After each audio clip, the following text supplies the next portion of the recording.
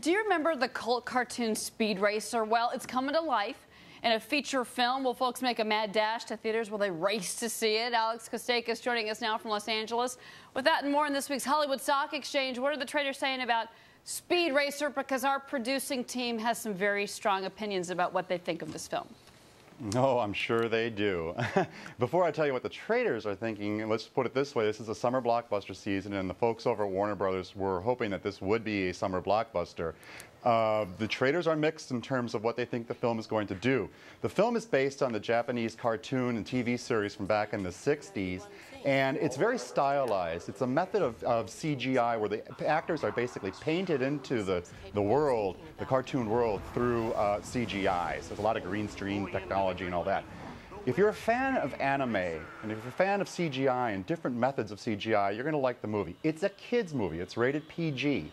The film right now is trading at about 82 Hollywood dollars, near its 52-week low. It was at 117 last August, so that's not a good sign.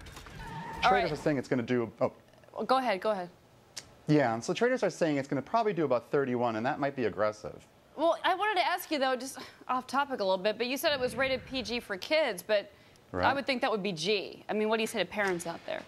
Yeah. I mean, you know, okay, the big difference between G and PG, of course, is when you have G, you can't have any type of violence whatsoever. And this film does have some scenes where there's fighting. You've got Matthew Fox, who plays Racer X, and he has a fight.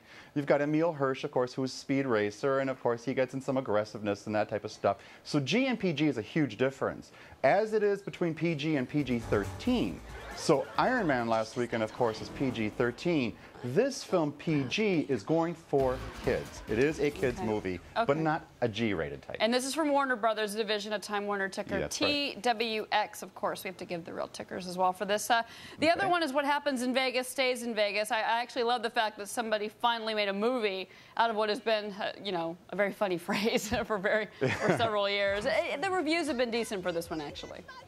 Yeah. I mean, okay, here's a rom-com. It's, you know, it's a romance comedy. It's very formulaic. You've got Ashton Kutcher starring with Cameron Diaz. It's a Fox film. It's your people there. It's a Fox film. And so, you know, the movie was just announced not too long ago. It IPO'd on the exchange last June, hit its peak in September of last year, and now it's cooled down to about 59 Hollywood dollars, 60 Hollywood dollars. The movie itself is, well, it's fun, it's silly, it's, again, PG-13. It's not as edgy as what you'd get from Judd Apatow for a rom-com, so there's some mixed feelings as to how well it will do in theaters, because it's the team-up of Ashton Kutcher and Cameron Diaz. Some like that, some don't. The story's cute. I mean, he wins $3 million using her quarter, and so they're forced to be married after having a raunchy night out and getting married. And so they end up having to be married for 6 months in order to claim that prize. And so we can guess what happens in that. It's very formulaic. Okay.